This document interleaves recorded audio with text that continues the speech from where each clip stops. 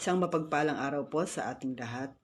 Ngayon pong araw na ito, ang aking napili ay matatagpuan sa Aklat ng Awit, chapter 119, verse 105 hanggang 112. Sinasaad po dito na, salita mo'y isang tanglaw na sa akin ay patnubay. Sa landas kong daraanan, liwanag na tumatanglaw. Taimtim ang pangako kung ang utos mo ay susundin. Tutup din ko ang tuntuning iniaral mo sa akin. Labis-labis o Yahweh, ang hirap kong tinataglay. Sang-ayon sa pangako mo, pasiglahin yaring buhay. Ang handog ko yung pasasalamat, Yahweh, sana ay tanggapin. Yaong mga tuntunin mo ay ituro mo sa akin. Ako'y laging nakahandang magbuwis ng aking buhay, pagkat di ko malilimot yaong iyong kautusan. Sa akin ay mayroong handang patibong ang masasama, ngunit ang iyong kautusan ay hindi ko sinisira. Ang bigay mong mga utos, ang pamanang walang hanggan. Sa puso ko'y palagi nang ang dulot ay kagalakan. Ang pasya ko sa sarili, sundin ko ang kautusan. Susundin ko ang utos mo habang ako'y nabubuhay. Napakaganda po ng sinasabi dito sa sa salita ng ating Panginoon, na sabi nga na kung ikaw ay susunod sa kanyang mga utos, andun po yung pagpapala. Isang pagpalang araw po sa inyong lahat, mga Kaid Ella Vlogs, Sir Ed. Ang napili ko pong Bible verse for today ay mula po sa Jeremiah 29, talata 11. Sinasabi po dito, sapagkat batid kong lubos ang mga plano ko para sa inyo, mga planong magdudulot sa inyo ng kinabukasang unang pag-asa.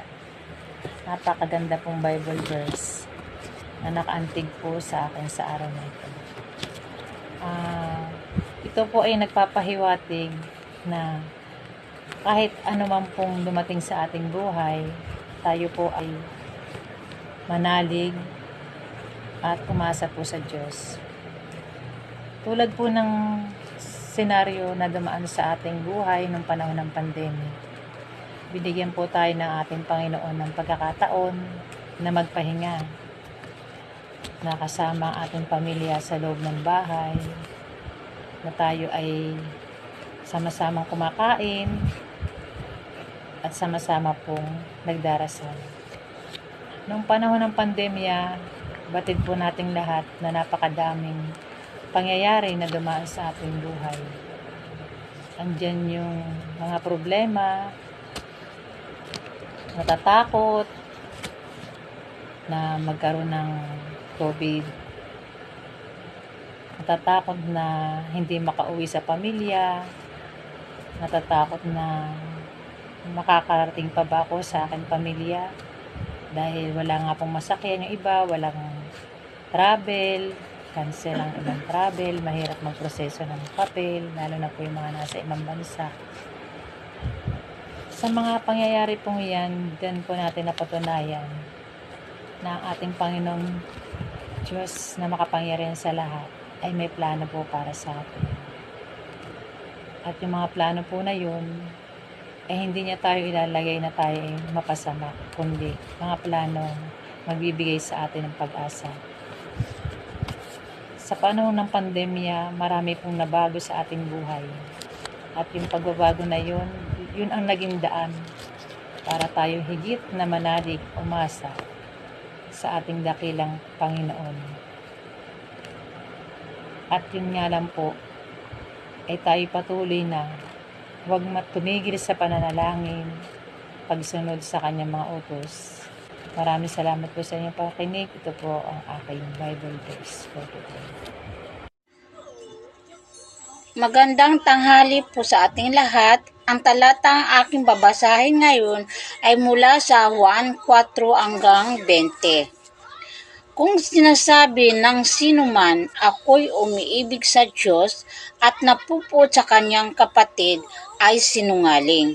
Sapagkat ang hindi umiibig sa kanya na kanyang nakita ay paano makakaibig siya sa Diyos na hindi niya nakita. Kahit anong puri natin sa Diyos, kung napupuot ka man sa iyong kapatid o sa kapwa natin, sabi nga ng Diyos, ikaw ay sinungaling. Kawikaan, Kabanata 12, Talata 16. Pumapatay ng lihim ang mga pangungusap na masama, ngunit ang salita ng matuwid ay nagliligtas ng kapwa. Ang nagustuhan ko sa talatang ito ay ang pagsasabi daw natin ng masama o nakakasakit na salita sa ating kapwa ay mas matindi ang sakit na mararamdaman nito at talagang tatagusto sa ating puso. Pero kung pawang magaganda ang mga naririnig mula sa iyong bibig, ikaw ay pagpapalain at talagang maliligaya ang Diyos sa iyo. Kawikaan, Kapitulo 3, versikulo 5 hanggang 6. Magtiwala ka na buong puso sa Panginoon at huwag kang manalig sa iyong sariling karunungan.